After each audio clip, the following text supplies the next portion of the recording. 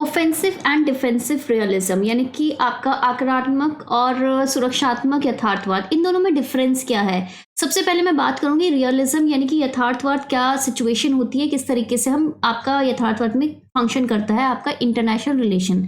सो आपको पता है कि जो अंतर्राष्ट्रीय संबंध है, इंटरनेशनल रिलेशन है, वो आपको बोल रखा है कि एक अनार्किस्ट सिचुएशन में चलते हैं, यानी कि अराजकतावाद सिचुएशन में चलते हैं। क्यों? क्योंकि हमारे पास कोई भी एक ऐसा वर्ल्ड का पॉलिटिक्स या वर्ल्ड का पार्लियामेंट, वर्ल्ड का आपका एग्जीक्यूटिव या जुडिशरी नहीं है। हमारे पास यूएन है, लेकिन उसके जितनी भी जो प्रक्रिया है वो आपकी स्टेट की सोवरेनिटी यानी कि संप्रभुता उससे ऊपर नहीं है। ठीक है, तो ऐसी सिचुएशन में आ जाती है कि अगर एक ऐसा पावर नहीं है जो बाकी लोगों को कंट्रोल कर सके, सो हम जो सारी स्टेट्स हैं वो अपने हिसाब से चलती है। तो रियलिज्म यथार्थवाद बोलता है कि जो स्टेट है वो आपका किस पे डिपेंड करता है, ह्यूमन नेचर में। ह्यूमन नेचर जो मानव स्वभाव है वो किस तरीके से डिसीजन लेते हैं अपने नेशनल इंटरेस्ट यानी कि राष्ट्रीय हित के हिसाब से, जिस जो भी आपके चेंज होते रहते हैं। अब ये दो तरीके के होते हैं। अब आपकी अगर अराजकता है तो आपको पता होगा कि दो सिचुएशन हो सकती है, या तो आप क्या करोगे, आप अपना डिफेंस करोगे या फिर आप लड़ाई करोगे। ठीक है, जब भी आपको अपनी पावर बढ़ानी है तो पावर होल्ड करना,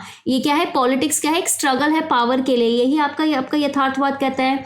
तो आपके सबसे पहले बात करूंगी कि ऑफेंसिव रियलिज्म की। ऑफेंसिव रियलिज्म में आप बात करते हैं कि आक्रमण किस तरीके से आपका करते हैं ये सारी चीजें।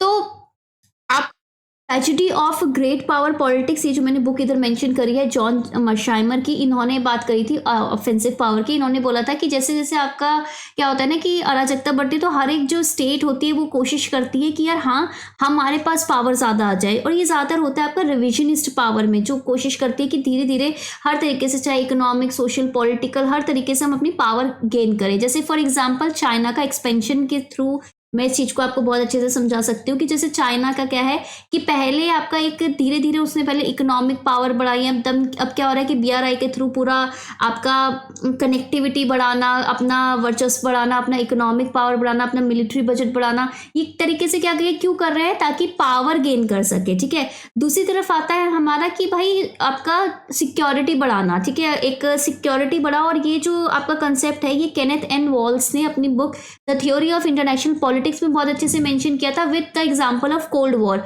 तो कोल्ड वॉर में क्या हुआ था, कोल्ड वॉर में यूएसए और यूएसएसआर दो गुट थे, और इन्होंने बोला था कि कभी दो गुट ऐसा होता है ना कि ये कोशिश करते हैं कि अपनी सिक्योरिटी बढ़ाए। सिक्योरिटी बढ़ाने के चक्कर में ये क्या करते हैं, एक रेस में लग जाते हैं ताकि डेटरेंस हो सके कि भाई अगर तुम्हारे पास हथियार है तो हमारे पास भी है, इसलिए हम कभी लड़ाई नहीं करेंगे। और हमें क्या करना है, हमने अपनी सिक्योरिटी बनाने के लिए हथियार वगैरह, ये जो अपना डिफेंस है वो स्ट्रॉन्ग करना है। इस वाली आइडियोलॉजी में होते हैं। और जब भी ये बोलते हैं कि बाइपोलर सिस्टम होता है ना, जिसमें दो गुट होते हैं, उसमें हमेशा स्थिरता सबसे ज्यादा होती है, स्टेबिलिटी सबसे ज्यादा होती है इस दो गुट वाले में। लेकिन हाँ, ये जो आपका पावर, ये जो ऑफेंसिव रियलिज्म है, ये क्या बात करता है, ये आपका बैलेंस या फिर आपका सिक्योरिटी की बात नहीं करता, डेटरेंस की बात नहीं करता, ये पावर बढ़ानी है। पावर क्यों बढ़ानी है, क्योंकि कहीं ना कहीं हम जो अभी वर्ल्ड है, अभी जो जिस तरीके से सिस्टम है उसको हम चैलेंज करेंगे।